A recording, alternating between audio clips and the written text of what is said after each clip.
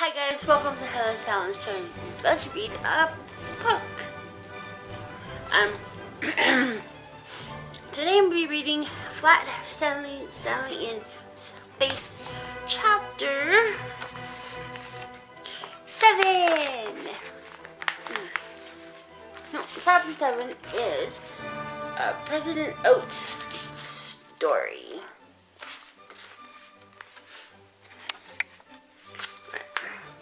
Tea does help. I am quite myself again. Mrs. Oat nodded to her husband. Go on, dear. Tell. Rain drummed faintly on the Star Scout, making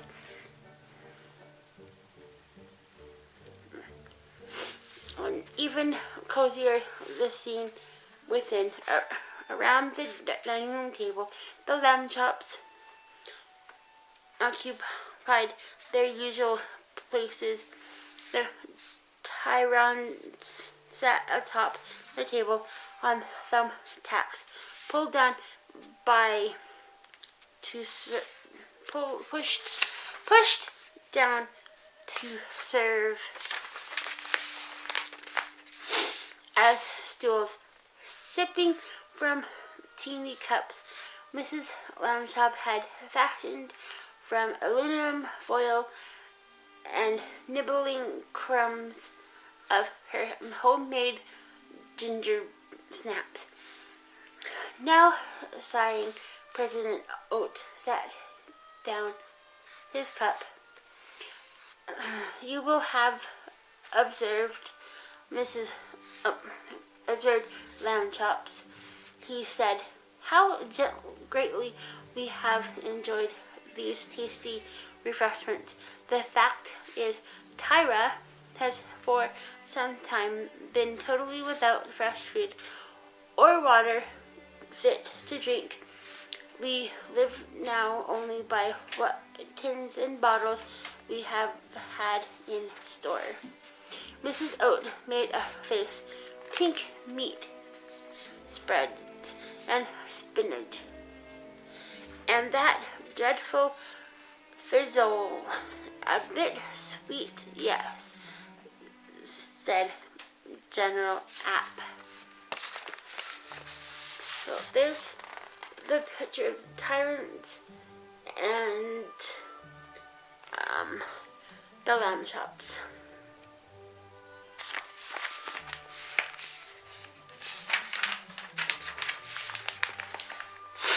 Gives one gas too, but never mind, cried Mrs. Oat.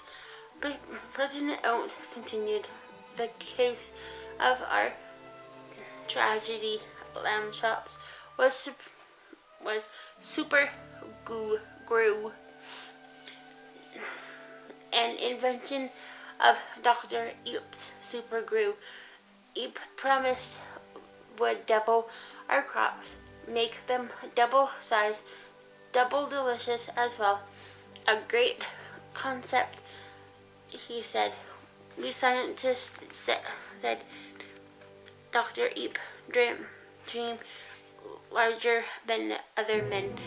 For 3 days at the Science Center, President Oat went on.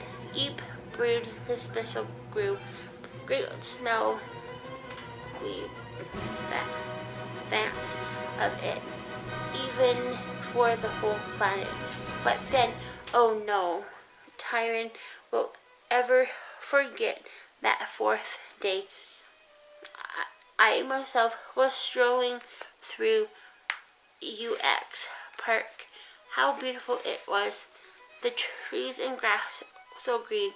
The sky green, said Arthur. But everything's brown here, not green. My mishap, murmured Dr. Eep. With the super grow mishap, barked General App. The stuff exploded, Eep, all over the place. Well, nobody's perfect. Dr. Eep hung his head. All those huge vats Lamb Chop's President Oat continued. Boom! One after another, scattered windows blew the roof off the science center. No one hurt, thank goodness, but great clouds of smoke darkening the sky, and then such dreadful luck. It began to rain, a tremendous rain, mixing with the smoke, falling all over Tyra, into the rivers, on every field and garden, every bit of greenery. Raising from his thumbtack, he paced back and forth across the table. When the rain stopped, there was no green, none, just brown, whose abscesses proved that our water was undrinkable, and that nowhere on Tyra would anything grow. I broadcasted at once to the nation. Did not despair.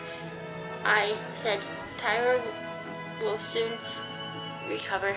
Oh, good, Mr. Lamb Chop said. President Oat shook his head. I lied. I couldn't tell the truth, for far of fear of causing panic, you see. The test showed that it would be a year at least before Tyra was green again. And long before that, we will have emptied our last tin, our last bottle of Frozol. He sat down again, covering his face with his hands. So there's the picture right there.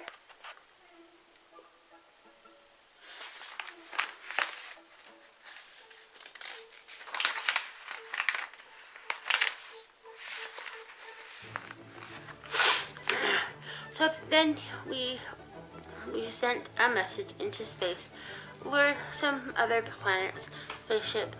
We thought, hold it for one ransom. You see, make them send food and water. Oh, shameful, underhanded. You will never forgive us, I know. His voice trailed away, and there was only the patter of the rain. Close to tears, the Lamb Chops looked at each other. Then at the little people on the tabletop. The Tyrone seemed particularly teeny now, and brave and nice. You poor dears, Mrs. Lamb Chop said. There was no need to conquer us. We would help you willingly if we could. The Titans seemed at first unable to believe their ears. Then suddenly their faces shone with joy. Bless you, cried General Ape. Saved! Mrs. Oates clapped her hands. We are saved! Saved! Said Mrs. Lamb Chop. Of course, said President Oat. Don't you see, Earth's spaceships can bring food and water till... what's wrong? It was Arthur who exclaimed. I'm very sorry, he said, but there's just the Star Scout. Earth hasn't got any other spaceships, and it would take years to build them. The Tyrants gasped. Years, said Dr. Eep. Stanley felt so sad he could hardly speak, and it's so it's no use going for food in the Star Scout, he said. By the time we returned from Earth, you'd all be, dead, said Mrs. Oat. In the Star Scout, a terrible silence fell. the facts were clear. The cupboards of Tyra would soon be empty, and then all its teeny people would starve to death. So next Thursday is chapter 8. Stanley's Good Idea. So, excuse me about that. So if you guys liked the story, don't forget to watch the other ones up here in the cards. And if you liked this, me reading books, give this video a thumbs up. Please leave a friendly comment down below. And as always, thanks for watching, and don't forget to subscribe. Bye. Oh, by the way, remember to smile, love each other, and have fun. Bye. You are worth it. Bye. High five, guys.